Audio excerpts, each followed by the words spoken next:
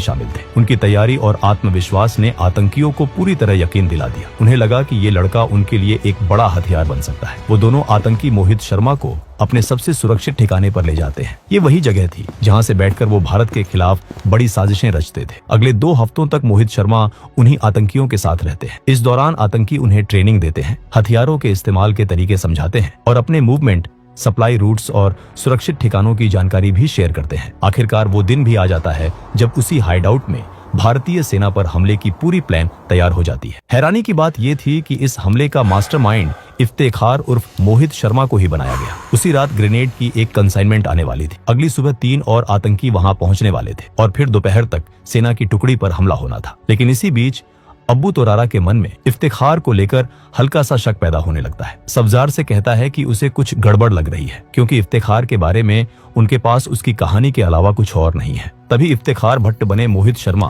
3 glass कहवा लेकर कमरे में आते हैं। वो दोनों को कहवा देते हैं और खुद खाट के किनारे बैठ जाते हैं। तीनों के पास AK-47 राइफलें थी। फिर अचानक तोरारा सख्त आवाज में पूछता है कि सच बताओ, तुम आखिर है कौन? ये सुनकर मोहित धीरे से अपना ग्लास नीचे रखते हैं। वो खड़े होते हैं, कंधे से अपनी राइफल उतार देते हैं और कहते हैं कि अगर भरोसा नहीं है तो अभी गोली मार दो। अबू तोरारा AK-47 इफ्तिखार पर तान देता है। अबू सब्जार अबू तोरारा की तरफ देखता है और दोनों की आंखें मिलती हैं। तोरारा हल्के से सिर हिला देता है। इसके बाद अबू सब्जार अपनी AK-47 नीचे कर लेता है। लेकिन मोहित समझ चुके थे कि अब एक पल की भी देरी जानलेवा हो सकती है। उसी क्षण वो अपने कपड़ों के अंदर छिपी 9mm पिस्तौल निकालते हैं और पलक झपकते ही दोनों आतंकियों को सिर में गोली मार देते हैं। इसके बाद मोहित शर्मा बैठ जाते हैं और बचा हुआ कहवा ऐसे पीते हैं जैसे वहां कुछ हुआ ही ना हो। जिस मिशन के लिए उन्होंने महीनों मेहनत की थी वो सफल हो चुका था। उन्होंने न सिर्फ हिजबुल मुजाहिदीन के 2 सबसे बड़े कमांडरों को खत्म किया था, बल्कि उनकी अहम जानकारियां भी भारतीय सेना तक पहुंचा दी थी, जिससे संगठन की कमर टूट गई। अगली सुबह इफ्तेखार भट्ट फिर से मेजर मोहित शर्मा बन चुके थे। वो बेस कैंप लौटते हैं। 2004 में इसी अद्भुत साहस के लिए